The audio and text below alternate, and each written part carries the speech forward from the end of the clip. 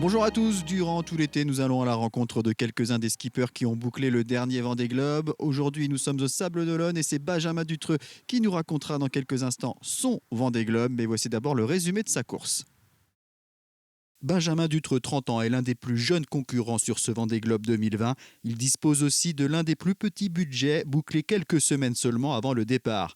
Dès le début de course, Benjamin Dutreux figure dans le groupe de tête. Il est même leader pendant quelques heures. À l'instar de Jean Lecam et Alex Thomson, il n'hésite pas à passer près du centre de la dépression Theta. Après 11 jours en mer, il bascule dans l'hémisphère sud en 10e position. Au P, au Grand Neptune, cette offrande est pour toi, pour le passage de l'équateur. C'est ensuite la descente de l'Atlantique Sud, puis la découverte des mers du Sud pour le Vendéen qui navigue régulièrement à proximité de Jean Lecam et Damien Seguin. Deuxième grande étape, le passage du Cap de Bonne-Espérance. Nous sommes le 2 décembre et Benjamin Dutreux est 9e avec seulement 1 jour et 11 heures de retard sur le leader Charlie Dalin.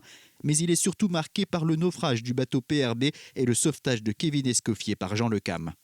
Pas mal touché quand même par les événements qui se sont passés dernièrement sur la course. Donc voilà, pas évident de bien dormir, se reposer. Donc j'étais plutôt fatigué. Benjamin Dutreux se montre très performant sur l'eau, mais il n'oublie pas son rôle d'ambassadeur de la Water Family avec des messages de sensibilisation toujours teintés d'humour. Bon écoute Flaggy, il y en a marre là. Hein. C'est moi qui me fais toutes les manœuvres. Tu serais pas en train de lire le carnet Terre-Océan de la Water Family ? Quoi, tu me dis que chacun peut faire des petits gestes du quotidien pour préserver l'eau et préserver nos océans ? Ah mais c'est une super nouvelle ça.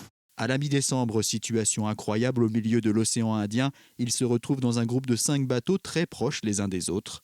C'est assez dingue, on est au contact de Jean et de Damien. Et c'est assez ouf. À la bataille avec l'Allemand Boris Herrmann, il franchit le Cap Lewin en 4e position. Il mène le groupe de chasseurs à la poursuite du trio de tête d'Alain, Ruyant, Bestaven. Il garde le rythme dans l'océan Pacifique malgré des problèmes sur son J2, une voile d'avant très importante. C'est vrai que c'était un bon coup au moral, le coup du J2, et puis j'ai eu pas mal de galères qui se sont enchaînées derrière ça, donc c'est vrai que c'était un peu dur moralement, et puis physiquement la montée au mât c'était un peu chaud aussi. Le 4 janvier, Benjamin Dutreux retrouve l'Atlantique après avoir passé pour la première fois le Cap Horn. Il est alors 5e à 2 jours du leader. Ça c'est une bonne nouvelle, maintenant clignotant à gauche et route maison. Quelques jours plus tard, il doit de nouveau monter au mât pour réparer. Dans la remontée de l'Atlantique Sud, il reste au contact des bateaux de tête. Il est 9e au 2e passage de l'équateur, mais la traversée du poteau noir n'est pas simple et lui fait perdre du terrain. Là c'est séance de cardio intensive dans le pot-au-feu là. Je roule, je déroule une autre voile, je reroule une autre voile, je monte la dérive, je descends la dérive, je vire, j'empanne. Je crois que tout y passe. Benjamin Dutreux conserve tout de même la 9e place jusqu'au Sable d'Olonne. Il franchit la ligne d'arrivée le 29 janvier après 81 jours, 19 heures et 45 minutes. Une performance qui a impressionné de nombreux observateurs et pas des moindres. Il est bon, quoi. Tu vois, il est dans les options, dans la vitesse, avec ce qu'il a. Il est intelligent dans sa stratégie. Celui-là, c'est un bon, c'est sûr. Bonjour Benjamin. Bonjour. On est au Sable d'Olonne, on va faire revenir avec quelques mois de recul sur ce premier Vendée Globe. Alors justement, quand on vous reparle du Vendée Globe, quand vous repensez au Vendée Globe, c'est quoi les premières images qui reviennent tout de suite en tête ? C'est vrai que les premières images, je pense que ça reste quand même le départ, l'arrivée, tous les moments. En fait, j'arrive à faire un condensé assez rapide dans ma tête de tout ce qui s'est passé, tous les événements pendant les mois de course et puis jusqu'à l'arrivée. Et non, aujourd'hui, c'est juste une grosse satisfaction et un gros pas en avant pour la suite. Donc non, c'est vraiment beaucoup d'émotions, quoi. Alors vous êtes passé assez rapidement à autre chose, il y a eu l'Ocean Race notamment peu de temps après, mais voilà, la transition, il a fallu quand même la gérer, c'était pas évident, que ce soit psychologiquement ou physiquement. C'est vrai que la transition, ouais, c'est jamais facile de faire une transition après un Vendée Globe. Ça reste une aventure qui est longue, intense. Il y a le mois de course, mais il y a aussi toutes les années de préparation avant. C'est vrai que tout s'arrête un peu d'un coup. Donc moi, j'ai eu la chance de pouvoir compter sur mes proches, sur mon équipe, de pouvoir retourner au boulot à Bourgenais, avoir Ocean Race derrière, donc avoir des nouveaux projets qui se bousculent. Mais c'est vrai que voilà, c'est pas toujours simple pour un marin de rentrer du Vendée Globe et de repartir dans la vie active voilà, pour préparer la suite, quoi. Alors on va revenir sur cette course qui a quand même été très, très réussie. Et dès le début, vous êtes dans le groupe de tête. Vous êtes même pointé en tête à un moment au classement dans l'Atlantique Nord. Ouais, ça c'est incroyable. Je me rappelle avoir envoyé un message à mon équipe en disant prenez une photo, c'est assez dingue, on est en tête, etc. Mais ouais, ça c'était juste la cerise sur le gâteau et juste un moment de fierté aussi de dire bah voilà, on a préparé ce projet, on a galéré, de pouvoir jouer aux avant-postes dès le début de course, c'était déjà chouette quoi pour notre équipe, pour les gens qui nous ont soutenus, pour nos partenaires, c'était une belle récompense, quoi. Avec cette tempête Theta, vous faites partie de ceux qui s'en sont approchés le plus, comme Jean Le Cam ou Alex Thompson. Voilà, dès le départ, vous avez peut-être pris un peu de risque déjà. Non, je dirais pas que j'ai pris des risques. Disons que la tempête Theta, comme on l'appelle, c'était loin d'être une tempête, quoi. Et à un moment, on a déjà vécu ces conditions dans lesquelles on est allé chercher. Je suis pas allé chercher des conditions dans lesquelles j'étais jamais allé, quoi. Je suis allé chercher des conditions qui me semblaient correctes. Et quand j'ai vu en effet gens qui étaient avec moi et certains bateaux qui étaient autour de moi, je me suis dit bon ben. C'est peut-être pas si risqué que ça de couper un peu le fromage, quoi. Je pense que c'est plutôt à l'inverse des bateaux qui ont voulu s'en écarter en se disant ça va peut-être être un coup de vent assez fort, on veut pas miser sur voilà, de la casse dès le début de la course. Donc voilà, moi j'ai juste fait ma course comme ça me semblait bien. Et quand voilà, ça m'a juste rassuré qu'il y ait d'autres bateaux avec moi, mais c'est vrai que c'était une première option qui était importante pour la suite parce qu'après c'était dur de revenir, quoi. Et donc vous passez l'Équateur en 10e position, mais très près des premiers. Est-ce que vous êtes le premier surpris ? Je me rappelle, pour moi, le premier passage d'Équateur, c'était un peu de frustration parce que du coup, j'étais dans le groupe de tête et au final, je me fais rattraper par tous les foilers qui passent un par un à fond la caisse à côté de moi. Donc c'est vrai que c'était un peu dur niveau compétition. Enfin, moi, je suis un compétiteur. C'est vrai que c'était un peu dur à ce moment-là. Après, j'arrivais beaucoup à relativiser et justement à me dire, mais non, mais il faut que tu sois super content d'être là. Déjà, c'est assez incroyable d'être à cette place. Et après, il y a l'anticyclone de Sainte-Hélène, il peut se passer plein de trucs, ça va encore jouer. Donc ouais, non, après, voilà, il fallait juste savoir rester dans le paquet et essayer de pas trop se faire distancer, quoi. Alors, vous arrivez donc dans ces mers du Sud que vous découvrez. Vous naviguez à côté de Jean Le Cam, Damien Seguin, Boris Serman. Et il y a cet océan Indien très, très rude, une mer vraiment compliquée pendant une bonne partie de l'Indien.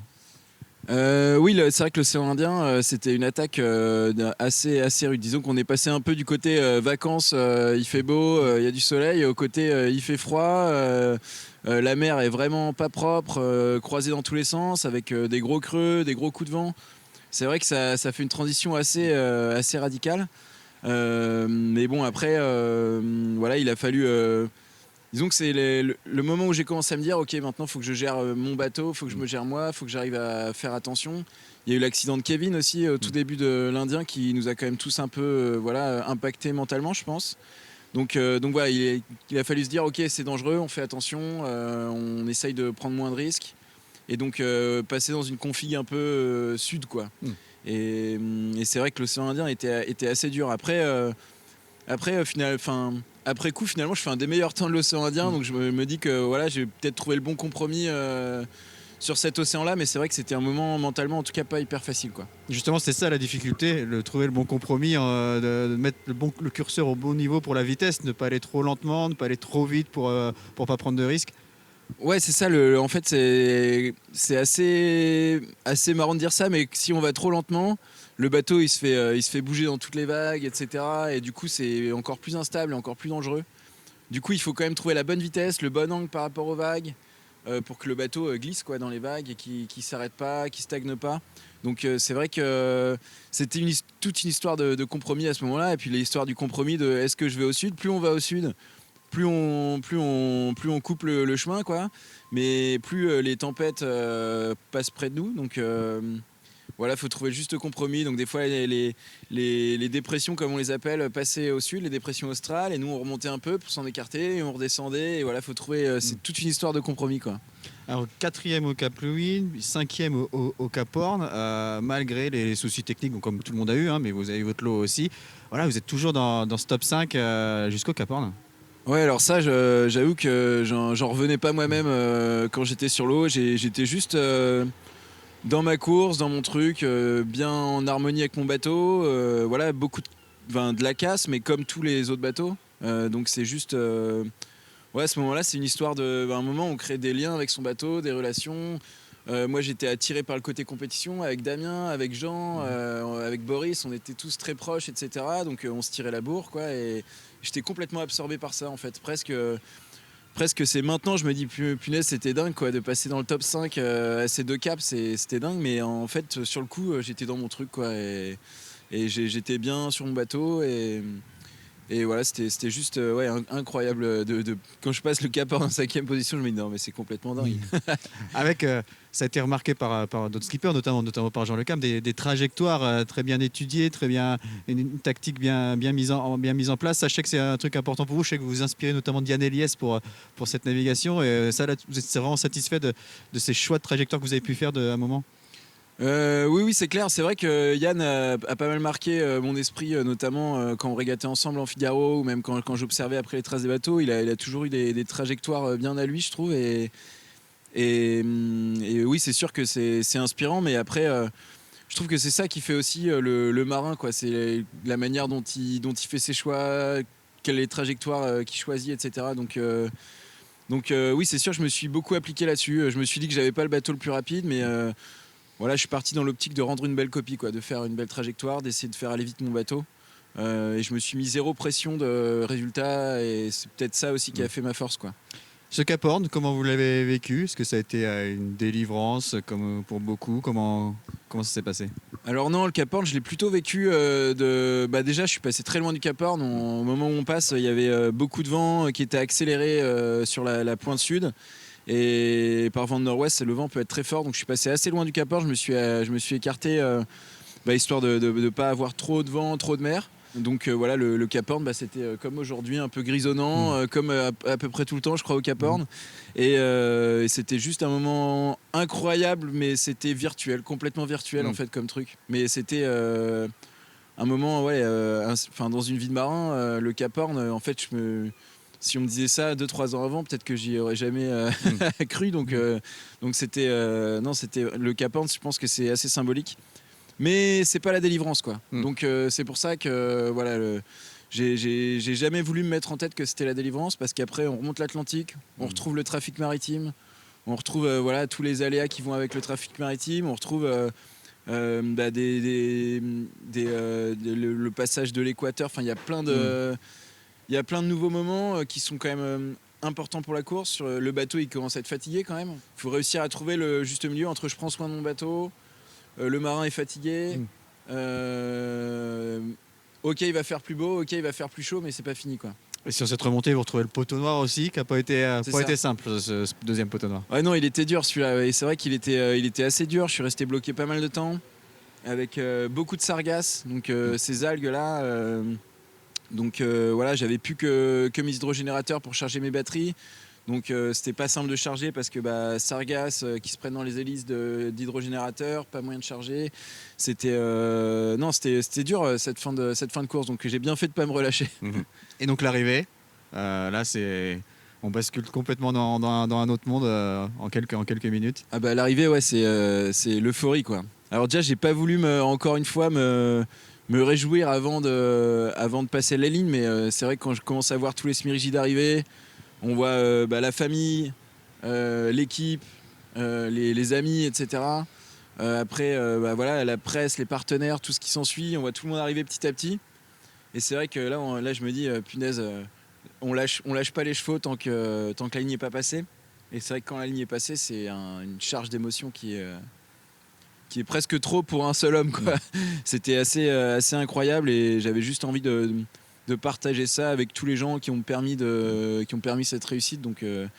Donc c'était assez incroyable. Mais c'est vrai que je me suis rendu compte que j'arrivais quand j'ai entendu les pêcheurs de l'Île-Dieu à la VHF à Rochebonne. Là, c'était assez marrant. Je me dis, punaise, je suis pas loin de la maison, quoi. Et donc cette 9e place à l'arrivée. Alors bien sûr, ce Vendée Globe, on dit toujours c'est une course, mais c'est aussi une aventure. Et alors on sait que vous, en plus, vous naviguez sous le couleur de la Water Family, donc pour sensibiliser à les questions environnementales, notamment sur les océans, sur l'eau. Ce rapport à l'environnement, il a été important aussi pour vous pendant c'était quasiment 3 mois de course. Le fait de vous poser, de regarder dans le milieu dans lequel vous évoluez à ce moment-là. Bah, faut savoir que le rapport à l'environnement, quand on est tout seul sur un bateau pendant quelques mois, il est juste intense, quoi. C'est-à-dire qu'on on est de nouveau en pleine nature, en plein milieu d'un milieu qu'on maîtrise pas, qui est bien plus immense que ce que l'on pense. Et donc ça fait du bien aussi de se sentir un peu petit et de se dire qu'en fait on est acteur de ce monde, mais on reste des petits mammifères, quoi. Donc c'est vrai que ce rapport-là, quand on est en mer tout seul dans le Grand Sud, on le ressent bien et on sent ce lien avec la nature, quoi. Et forcément ça a renforcé mes convictions de soutenir l'association sur la protection de l'eau et de mettre en place tout ce qu'on a pu mettre en place avec la Water Family pour aller sensibiliser dans les écoles, dans les classes, avec les enfants. Donc non, ça a juste fait que renforcer mon lien avec la nature, et j'ai juste envie que les gens puissent profiter de ça, quoi, puissent profiter de se dire ok, pendant 1 heure j'arrête mon activité et je vais en pleine nature, écouter les oiseaux, me balader en forêt, aller près de la mer. En fait, c'est des moments intenses qui sont que j'ai eu la chance de vivre de manière ralentie, quoi. C'est-à-dire de manière où moi je suis baigné dedans, etc. Et c'est vrai qu'aujourd'hui dans la vie active on a vraiment toujours du mal à se poser, on est tout le temps accéléré, on a tout le temps plein de trucs à faire, on est tout le temps à fond. Et c'est vrai que c'est des trucs qui m'ont fait prendre conscience que il faut peut-être replacer un peu la nature au cœur, quoi. Voilà. Alors je veux également que ce Vendée Globe vous a permis de vous poser des questions sur vous-même, de faire une sorte d'introspection, de prendre le temps. Est-ce que du coup vous avez pu vous poser des questions que vous ne vous seriez pas posé sans faire le Vendée Globe? Bah après j'étais quand même en compétition, etc. Donc j'allais pas faire ce voyage pour une introspection sur moi-même, quoi. Mais d'ailleurs probablement que si je le ferais, j'irais probablement pas en mer, peut-être à la montagne. Mais oui, c'est sûr que après quand on est tout seul et qu'on a le temps de se poser des questions, et ben forcément on s'en pose.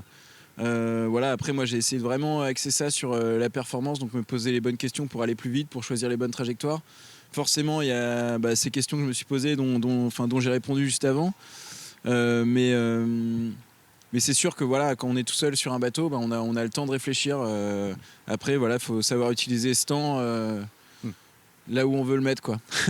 Alors dans cette course, on sait qu'il y avait une relation particulière donc, avec Jean Le Cam, qui a eu beaucoup d'éloges pour vous durant cette course et après l'arrivée, avec Damien Seguin également. Et d'ailleurs, il semble que la suite pour vous va se faire en partie avec Damien Seguin. Ouais, exactement. C'est vrai qu'avec Damien, on a appris à se connaître pendant le Vendée Globe. Il partage des valeurs qui sont très fortes pour moi.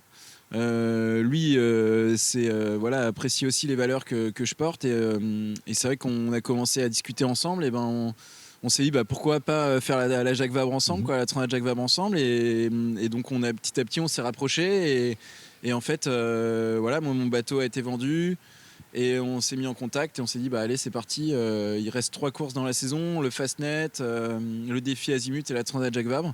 Et donc je suis hyper content de rejoindre Damien et son équipe et Apicil pour la Transat Jacques Vabre. Ouais. Et 2024, vous voulez être au départ forcément d'un 2e Vendée Globe avec un peu plus d'ambition sportive, et pour peut-être même envisager de le gagner sur une autre édition plus tard. Ouais, c'est exactement ça. Ouais. Donc là, on est en train d'investir dans un nouveau bateau avec des foils pour pouvoir augmenter notre niveau de performance. Je pense que l'équipe a prouvé qu'elle savait préparer un bateau, qu'on savait communiquer, qu'on avait notre place dans le milieu. Maintenant, on a envie de passer à la vitesse supérieure, on va dire, avec un bateau un peu plus performant et jouer aux avant-postes.